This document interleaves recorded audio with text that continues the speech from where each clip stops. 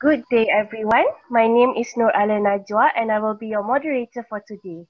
This webinar is organized by YRE Malaysia. Before we begin our session, I will be laying down some ground rules for participants to follow during this webinar. Firstly, throughout this session, you will be muted during the presentation to prevent any interruptions. Please do not unmute yourself as it will affect the productivity of this webinar. Secondly, today's presentation is about permaculture.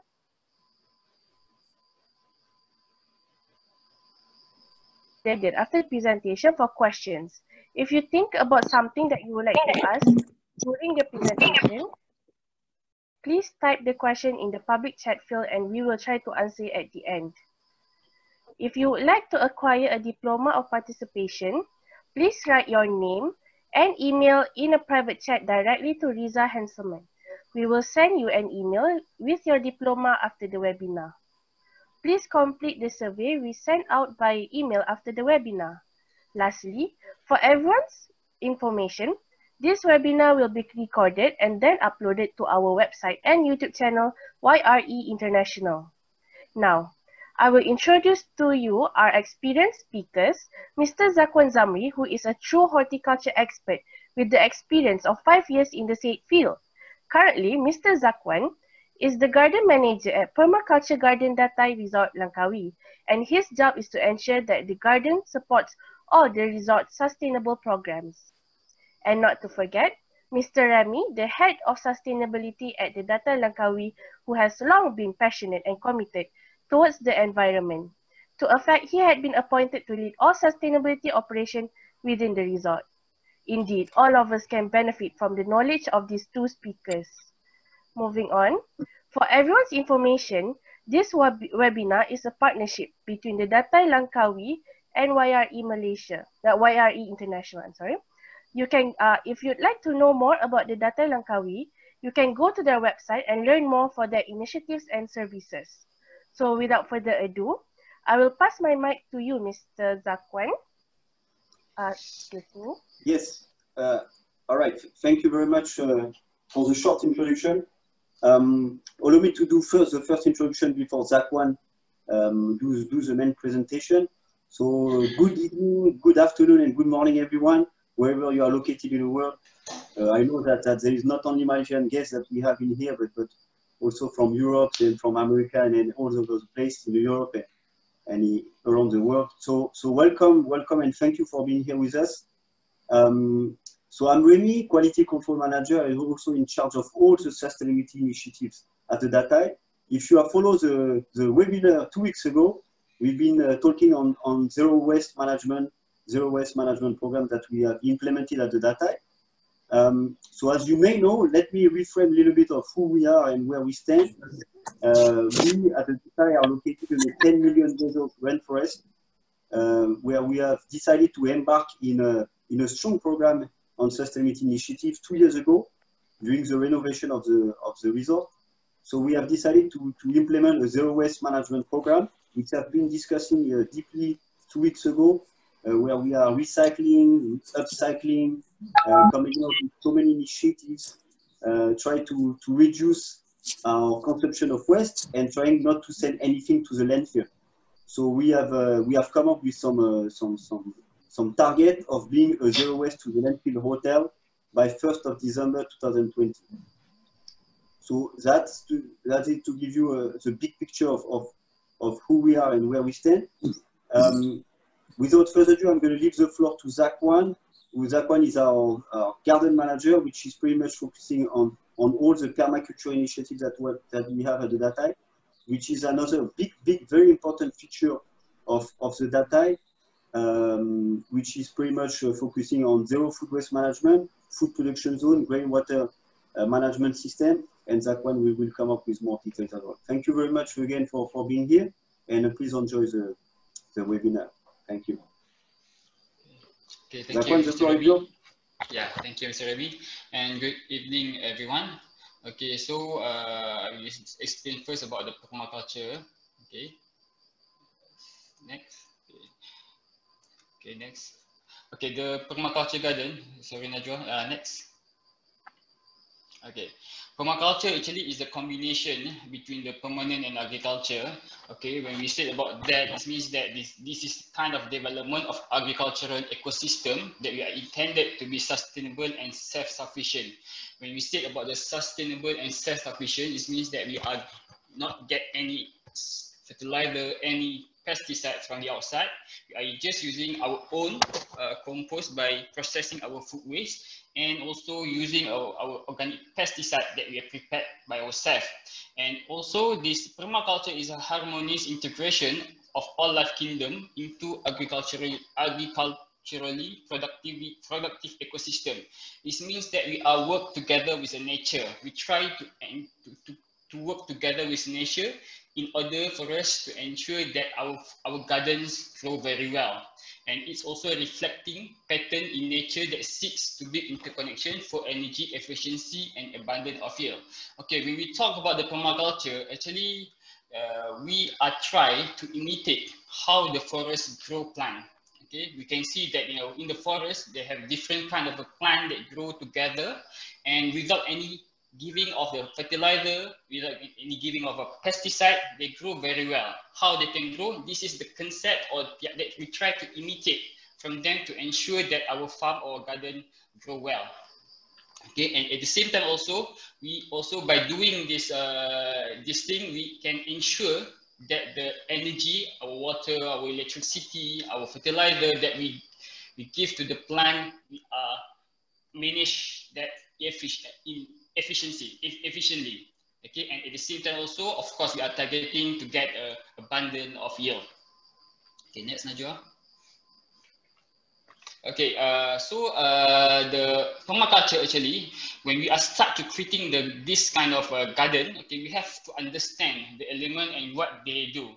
Okay, we have to look about the conditions there in terms of the soil there, either one is soil is fertile or not, the pH, and then the sunlight, where the sunlight coming from, and then the conditions there, the seasons, either the one where drought season, where rainy season. So by doing that, we can ensure that whatever we plant it can grow well there.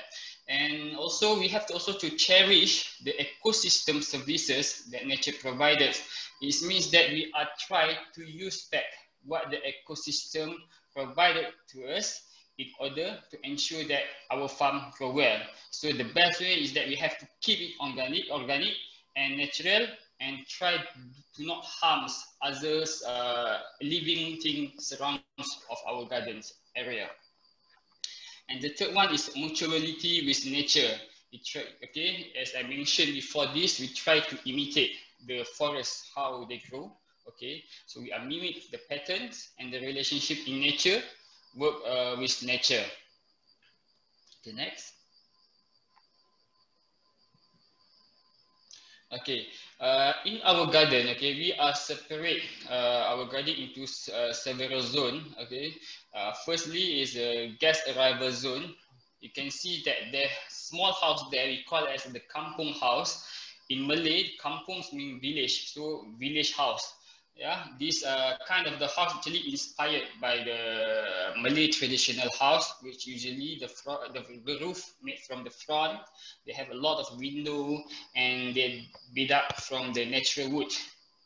And this area is a place for our guests to ask and learn about the permaculture and the garden. And also out at the back of the kampung house, we have a seedling area there for us to germinate seeds that we want to plant in our garden. So in this area, we use a bamboo as a seedling tray, and we already use it for about 2 years, and it can be used again and again. So means that we try to reuse back whatever nature provides to us.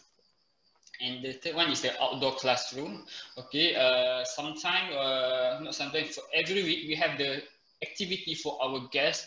Okay, we call it as Little Gardener, that we make for the kids guests to learn about gardening, how to plant, how to germinate seeds, how to propagate the plant there, learning about the plant that we plant there.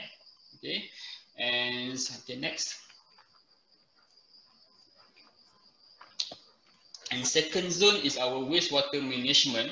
Okay, this is the area that we are managing our wastewater. Okay, in order for us to use back this wastewater for watering our plant.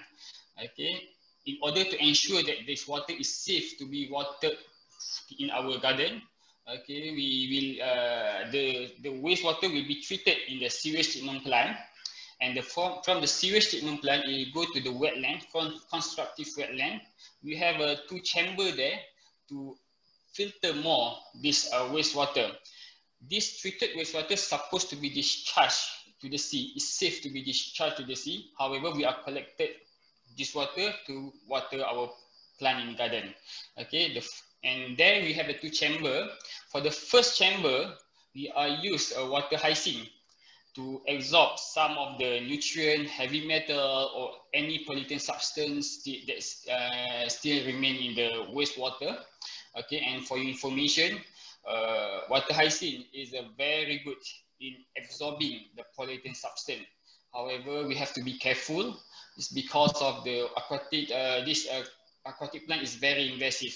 It spread very fast, and we have to control it from going to the river, because or else it will disturb the ecosystem of that area. And then after the first chamber, the wastewater will go into the second chamber. Okay, that we use a stone to filter more the wastewater. Okay, and even at the second chamber, we also plant several aquatic plants there, like a pandan, yam, heliconia, and banana. Okay, and also after that it will go into the pond. Okay, you can see next slide. You can see that the first picture showing the water hyacinth that we use to absorb the pollutant substance, and the second picture is the second chamber that we use a stone to filter more this wastewater, and then we go to third chamber. And after the third chamber, we go to the pond. And you can see that at the pond, we have the pump there to aerate the water in order to ensure that the oxygen can go inside the water so that the aquatic plant can survive there. If we let the water stagnant, all the aquatic plant inside the water will be die and produce a bad smell. Okay, next. And the water that we collected in the pond will go into we will use it to watering our plant. Yeah. Okay. The next is a food production zone. Okay. This is the area that we plant several tropical herb, tropical vegetable, and tropical fruit there. During starting of treating this garden, okay, we are using 750 kilogram of recycled floor bags to build up the 16 beds, okay, and then to ensure that the soil is fertile for the plant to grow there. What we do is that we put on the base of the bed is leaf, and we top up with the soil layer, and we cover with the cardboard and soil again, and on top of it we germinate, we sow the seeds, and as a mulching on top of it we put a leaf there. So by doing that, okay, the leaf and the cardboard, okay, will take time to degrade and provide the nutrient to the plant that we germinate there. And in order to ensure that the plant can get a sufficient nutrient, we also apply some compost on top of it as a source of nutrient. And then another part of the food production is we have the Datai trail. Okay, this trail is like jungle, is like forest that the guests can do a jungle trekking for about 200 meters. Okay, from Gulai House, one of the restaurant in Datai, go into the permaculture garden. This Datai trail we create it is because of we want to give experience for the guests. Okay, we have the activity here we call as a cooking class. Okay, that our guests will learn how to cook a Malay, Thai, and Indian dishes, and they will move from the gulai house, go into the permaculture garden, okay, for about 200 meters to harvest whatever ingredient that needed for cooking class. It's like for more on the guest experience, which they can harvest it by themselves and bring it to the kitchen to start the cook. Okay, next.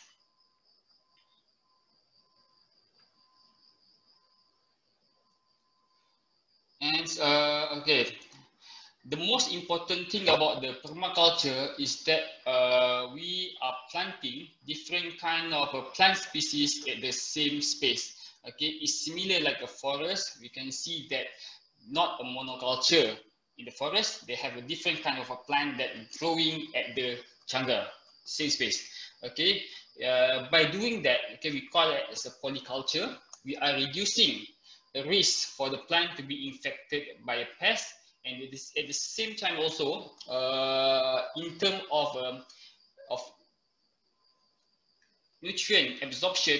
Okay, means that the fertilizer that we give to the plant, okay, because each of the plant species, they have their own importance nutrient that they need more.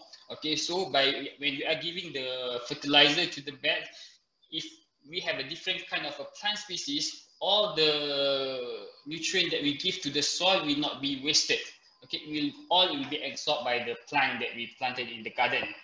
And the second one, in order to ensure that the plant can get a sufficient nutrient, okay, we have a worm restaurant. You see that in the second picture, in the back, we have something like a PVC pipe there.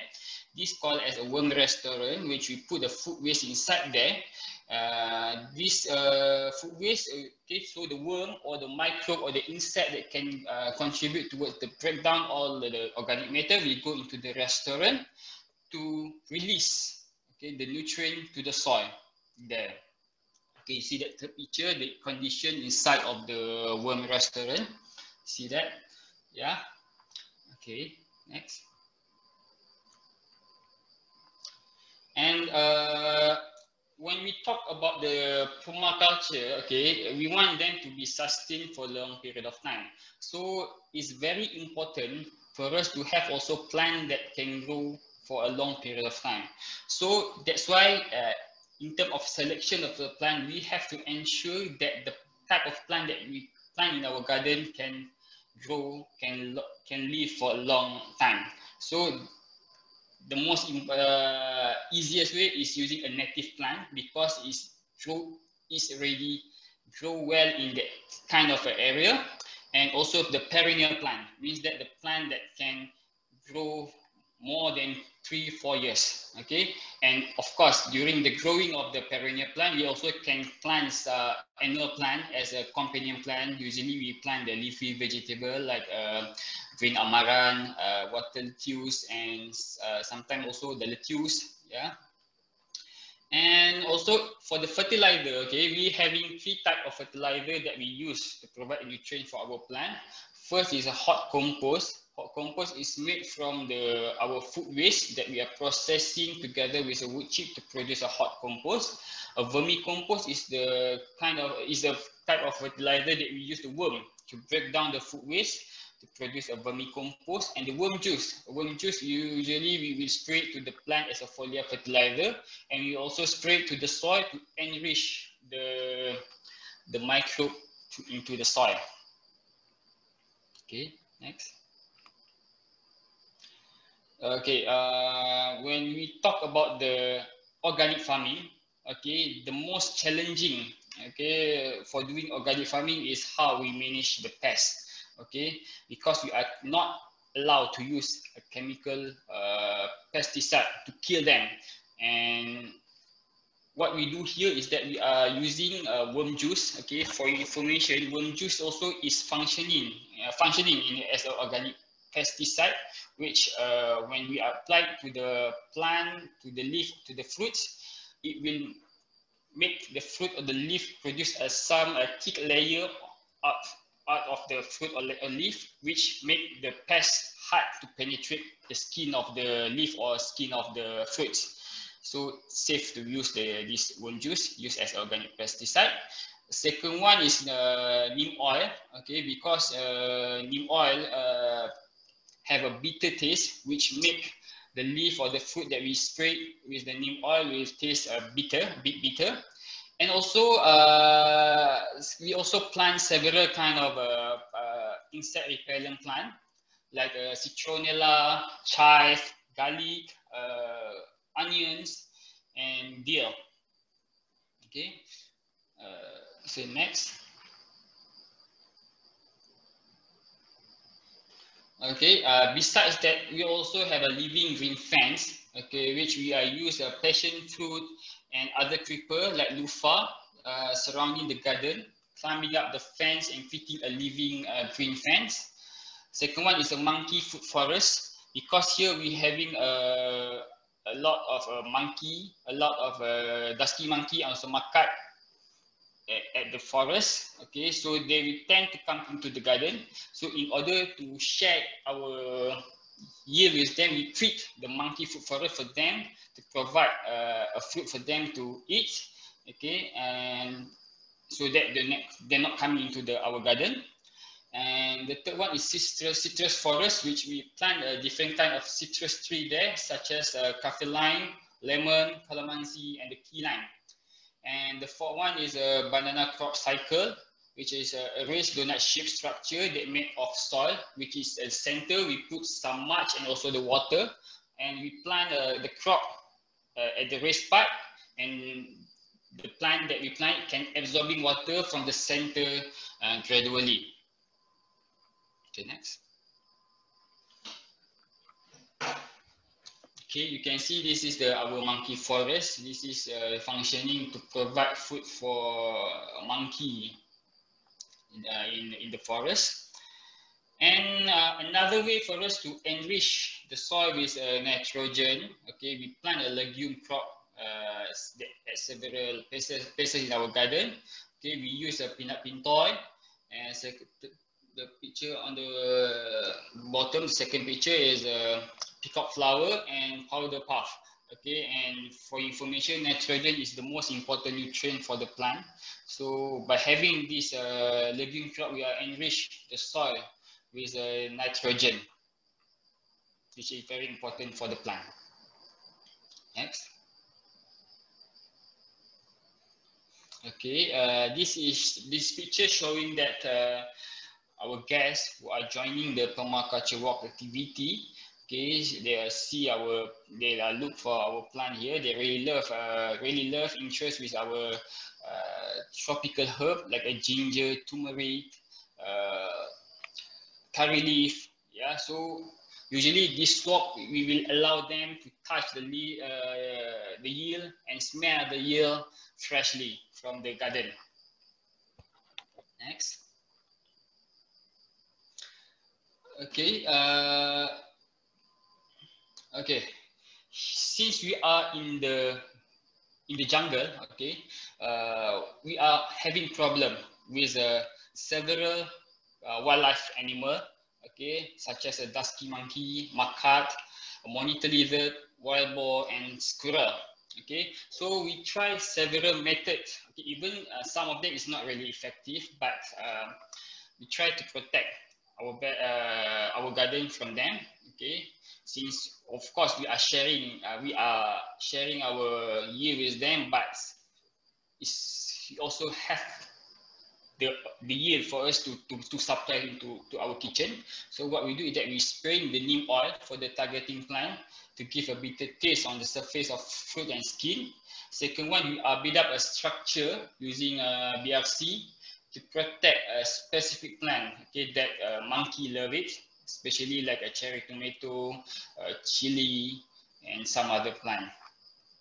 And also, in order to cover our garden from the wild boar and also monitor lizard, we have a fencing surrounding area of our garden, okay, so that we can avoid them from coming into our garden. Because for information, okay, sometimes also our staff forgot to close the gate of our garden, and wild boar coming into our garden, and they can destroy about 30 to 40% of our plant in the garden in one night. So it shows how bats, if they come into our garden, if we not control them well. Besides that, also we try to scat the monkey using a fake snake. However, this kind of method only effective for about 1 week. Okay, because after 1 week, the monkey is discovered that the snake is actually just a fake snake, a rubber snake. So they keep coming back into our garden. And other method is we are using barbed wire on the below part of the fencing. You see that the third picture, we put the barbed wire there because monitor lizards, okay, they have a very strong body and flexible body. Okay, they love to go into our garden to look for the worm, for the insect, and for the larvae that's present in our soil. So to protect them, we have to give a warning for them. So we put the barbed wire on the below part of the fencing to stop them from coming into our garden. Okay, next.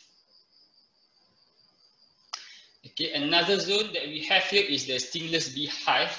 Okay, this is the function is to elevate permaculture work experience with honey testing and beehive story. Okay, for information, okay, stingless bee actually come from a bee family. Only that the color of a stingless bee is a black color, and the size is smaller. And usually people misunderstood them as a fly. Okay, however they are bee and they don't have a sting.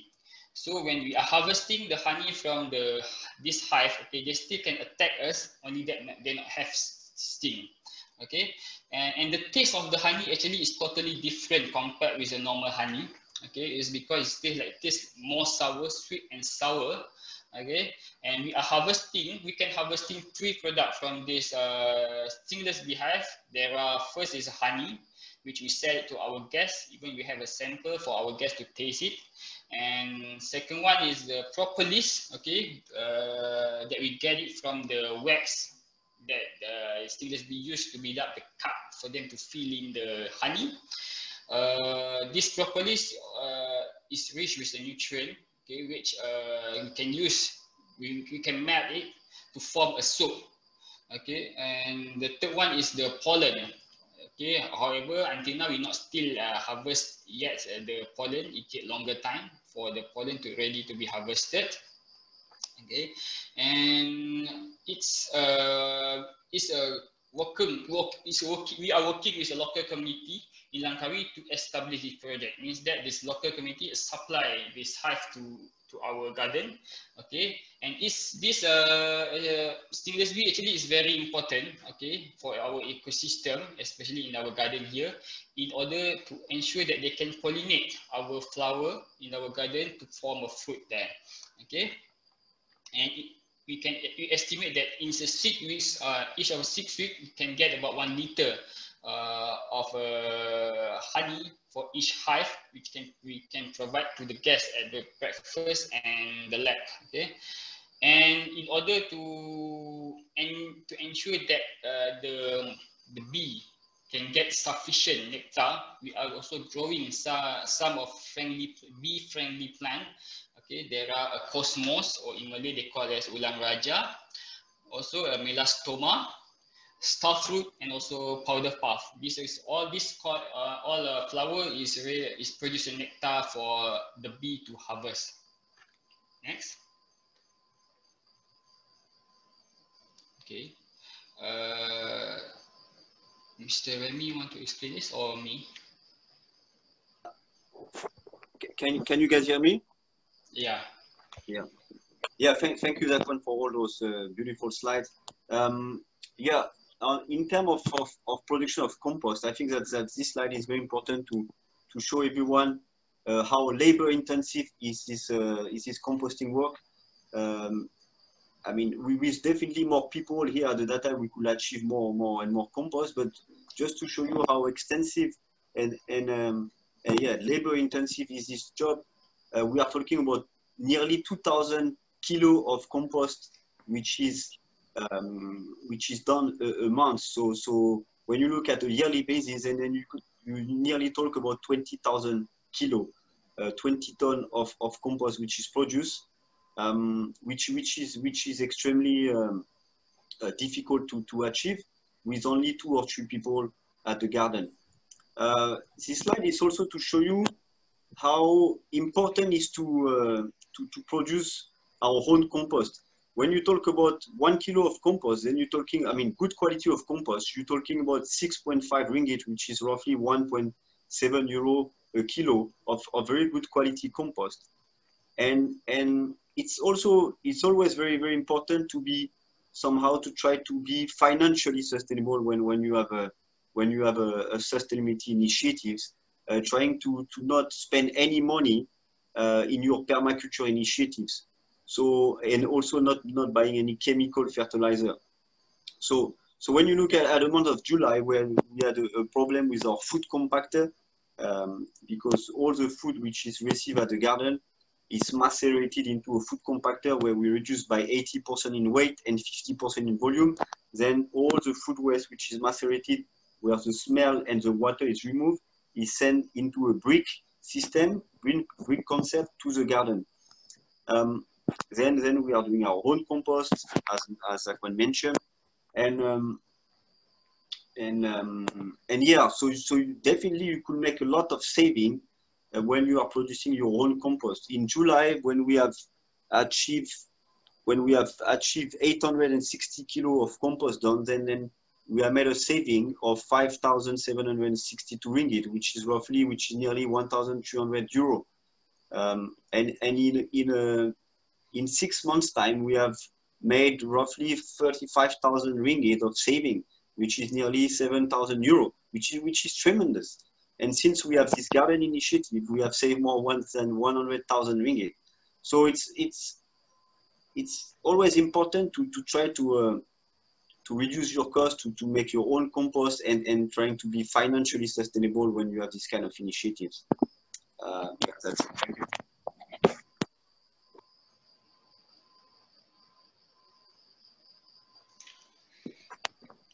Next. Okay, so next is the organic waste center zone. Okay, this is the area that we are processing our food waste to form a compost. Okay, first is a worm farm. Okay, we use a worm farm to decompose the food waste together with wood chip. When we start this project, okay, we are putting the buffalo manure, okay, together with the food waste. We mix together and we put a worm inside there. We use that, what we call the bastard, okay, old bastard as a container for us to put the worm together with the buffalo manure and food waste to produce the fertilizer. And we also harvesting the worm juice from this worm farm that I mentioned just now. We spray it to the plant as a foliar fertilizer. And second one is a composting station. Okay, this is the area that we are processing most of our food waste. Okay, veggie food waste. It's about 200 to 100 kilogram of food waste from the kitchen. We are dewatered daily to create this compost. Okay, and the third one is rainwater collection.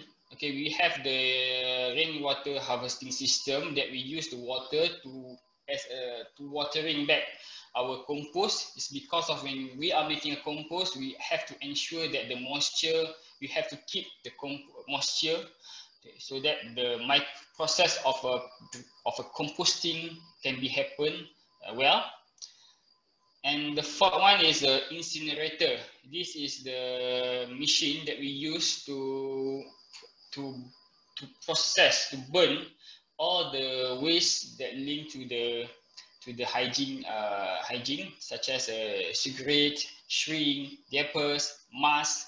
Yeah, so we will burn it to produce the ash, and the ash we use back as a soil amendment for the plant in the garden.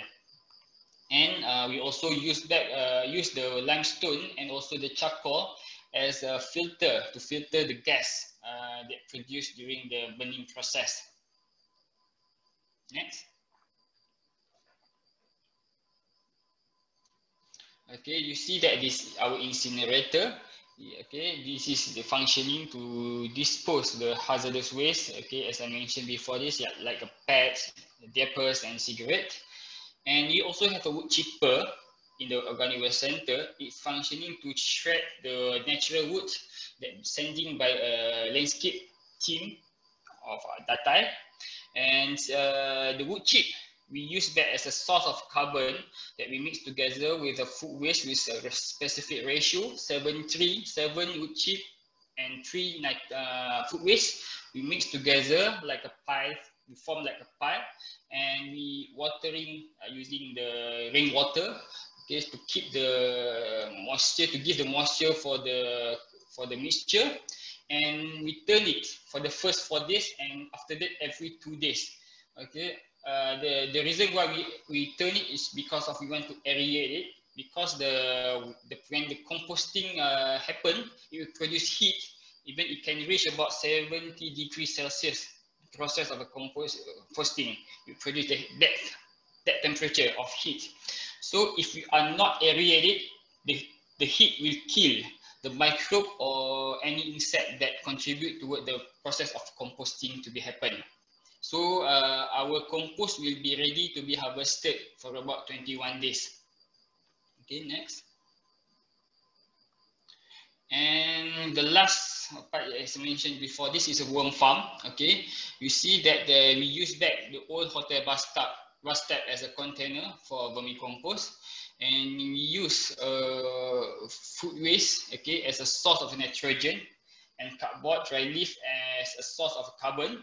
However, not all kind of food waste can be used. Only the veggie food waste, okay, and no meat, no fish, no dairy product, okay, because worm is a vegetarian.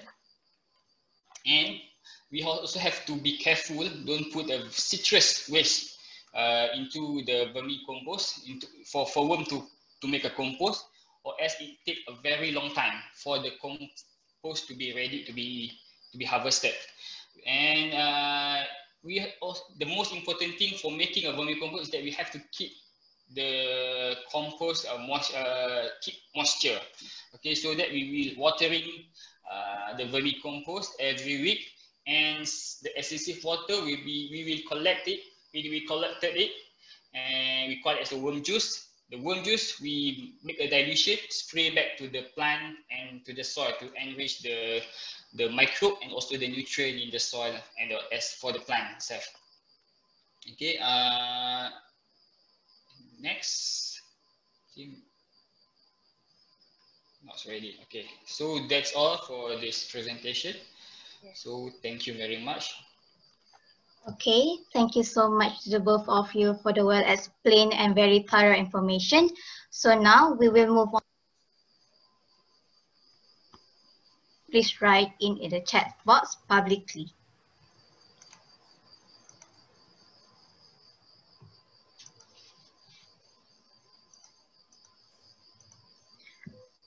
I have a question. How do we know the compost is ready to be used as fertilizer? What are the indicators? Okay, in this case, okay, we can assume that composting is ready to be used, okay, because of we just use about 21 days for the compost to be ready.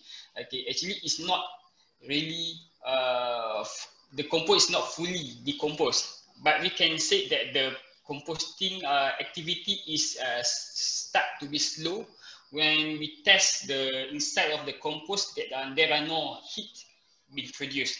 It's indicator that the process of composting start to be reduced and the composting is ready to be used in the garden.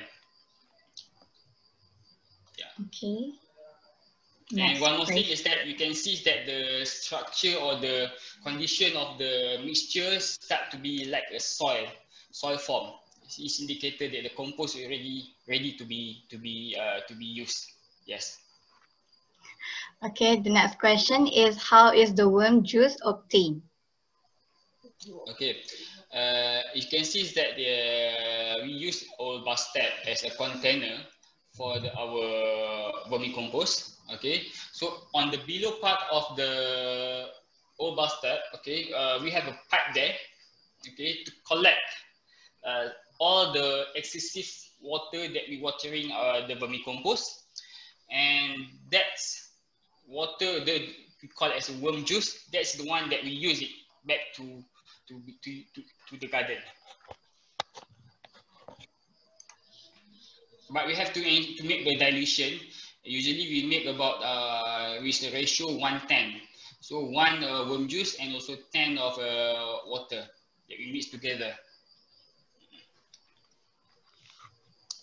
Okay, the next question is, I would like to know more about the worm juice and how can it be made effectively? How we can? I guess. I would like to, sorry, let me check. But the worm juice and how you... Yeah, I think Zakwan, this question is, I think a process of worm juice making, and probably is there any other challenges and how to make it very effective so that we can produce more worm juice. I think if I interpret the question correctly, yeah. Okay. Okay. As I mentioned before this, okay, we have to watering the vermicompost, okay, regularly to ensure that the moisture of we keep the moisture of the vermicompost, or else if the compost is too dry, it will be die. Okay, so we will watering our vermicompost every week, okay, once a week, okay. So if you want to get more of a worm juice, what we do is that you can maybe increase the frequency of watering the vermicompost. But we have to be careful.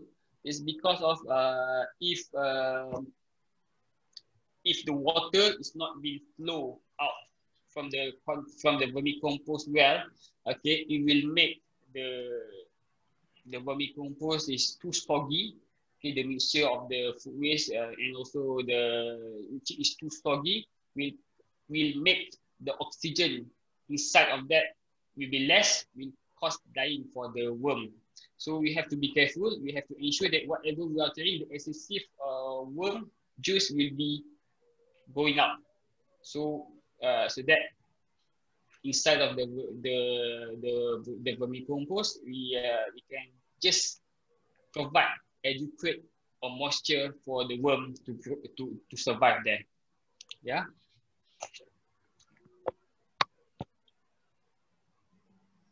Does the vermicomposite have smell? Does it not attract fly or fruit fly? Okay. During early stage of us to make a compost, okay, how we make it is that we put the food waste inside the basket. We add some more of the wood chip and also not wood chip, dried leaf, and also some of branch there as a source of carbon.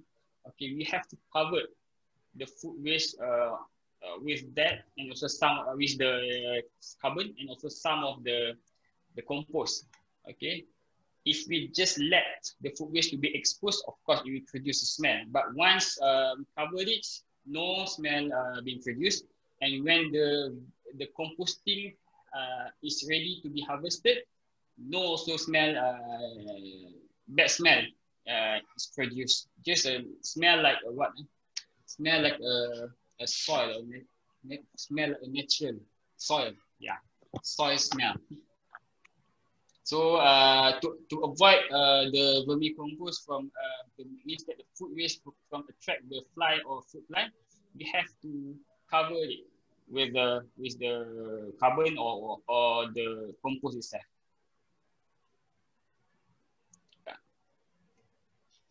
The next question is, how is the neem oil prepared? Okay, what we can do is that we can just harvest. Okay, if we have a neem plant, okay, we can just harvest the neem leaf parts. We blend together with the oil, okay, and we filter the oil, the blend, okay, and that is the extract that we can use to spray to the plant. And to prepare the mixture is that we take the neem oil, add some soap, and also water. Okay, usually what we do is that we just take a small amount of the neem oil together with small amount of the soap and also a tank of water that we mix together. Because the neem oil, you just need a small amount because we just want them to be at the surface of the leaf or the fruit, or so that it can give a bitter taste a bit for the pests. When they want to eat the fruit or the leaf, they will taste a bitter taste that they don't like it, and so that they will not come into our plant. Next question is, can we truly achieve a zero waste goal where no byproduct left unused and thrown to the landfills? Okay. Zero waste, no byproduct left unused.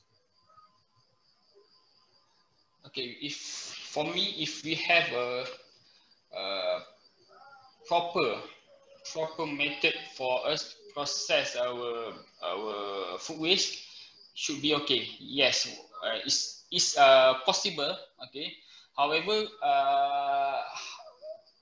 we have to ensure that the facility that we have there, for example, like if we want to make a compost for the meat or fish waste, we can make a compost for the fish or meat. Okay. However, we have to be careful because it takes longer time for the compost to be ready, and it produced during the process of composting, it will produce a bad smell. Okay, so that we have to have something like a structure to cover the smell from being go into other places. In this case, in our hotel, we have to be careful because we want our guests who coming into our hotel feel uncomfortable. So we have to ensure that the smell not go into them. Okay, and while for the other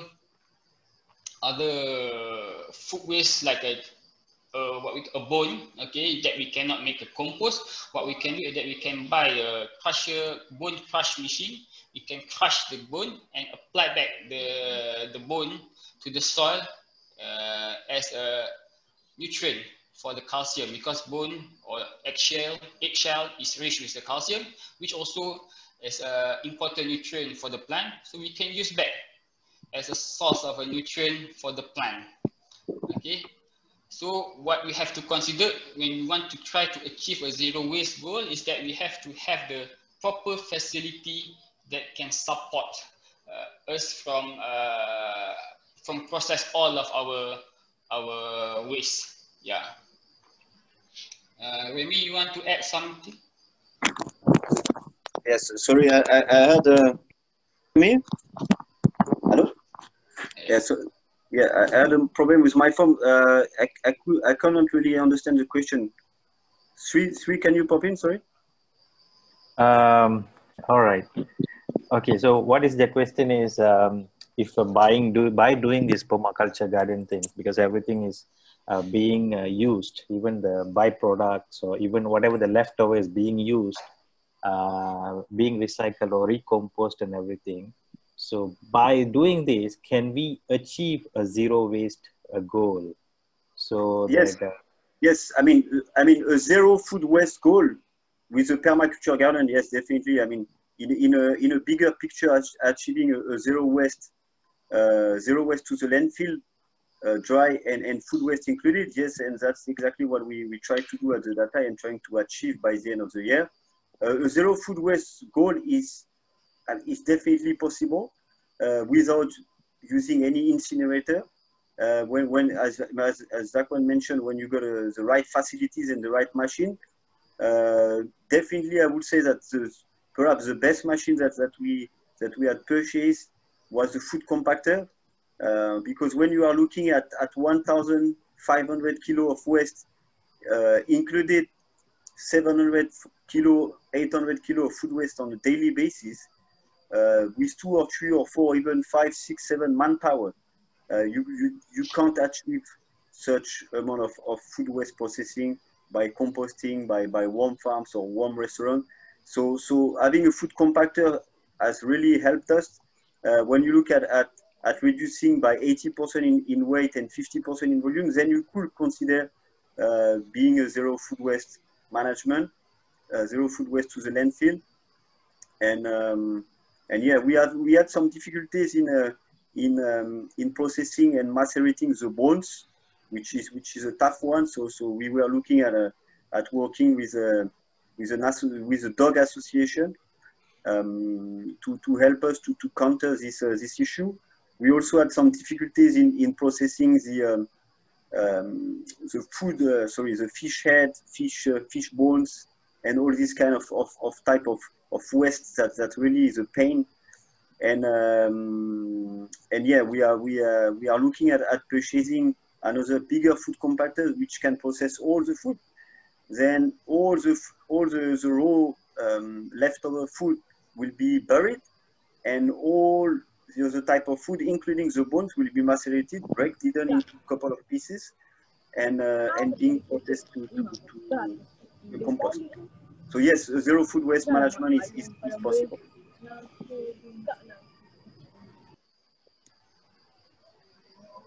Next question.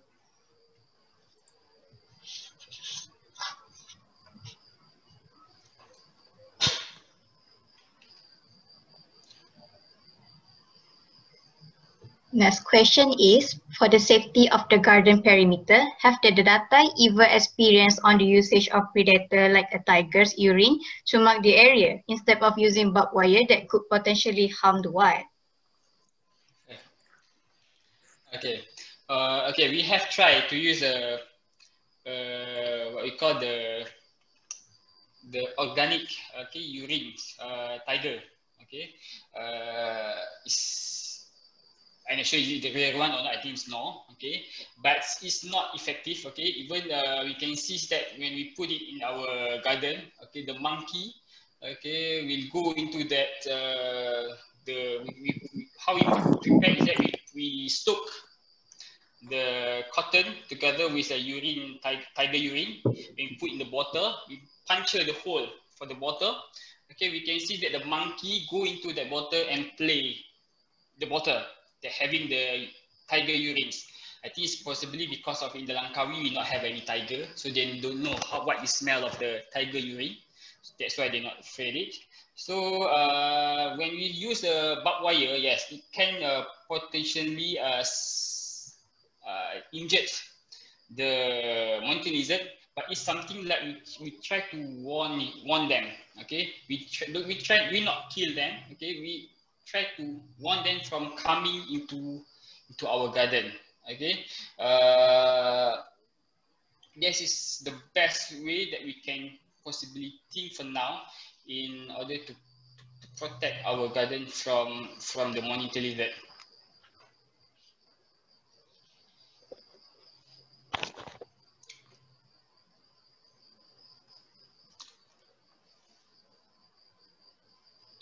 Okay, next question is, what does BRC stand for? Okay,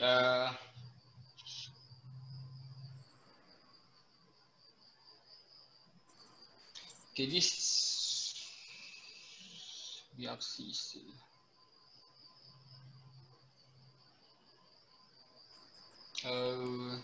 I will answer later. Sorry, I also know.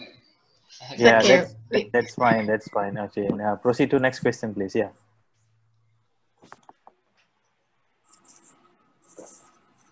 Regarding the filter used for the water purifying process, does the chamber need to be cleaned? If yes, how often? Okay. Okay, the filter used for the water purifying, does the chamber needs to be cleaned? Okay. For now, okay, since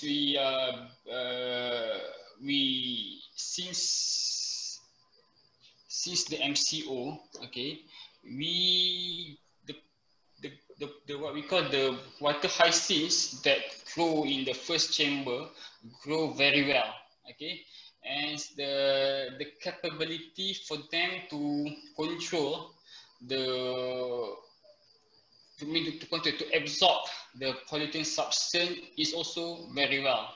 Okay, so what we do now is that we just let the process of purifying happen like that. Okay, but yeah, sometimes also every 5 to 6 months when there so many what we call the sludge, okay, at the chamber.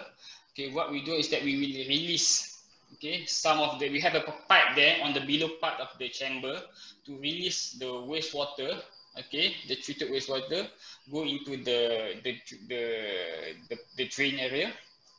So it will release back and watering back the jungle that near to the wetland. But it's not often, okay. For now, I think it's about 4 to 5 months. Once we have to open the water so that some of the sludge is released to the soil, to the land. Okay, since we don't have much time left, ladies and gentlemen, we have reached the end of the Permaculture Garden webinar. We hope you could benefit more than a thing or two from what we have learned today. On behalf of my team, I would like to express my gratitude to Green Growth Asia Foundation and Datai for this great collaboration, which without any doubt, a great contributor to make this webinar a success. Now we only left with the quiz. We are very sorry to announce that this quiz is only applicable for local participants. Now, we know that all of you are eager and excited to join our quiz. We will be sharing the link in the chat box and we will give you some time to answer the quiz. In the meantime, you may leave the room as the winners of the quiz will be announced on our social media accounts soon.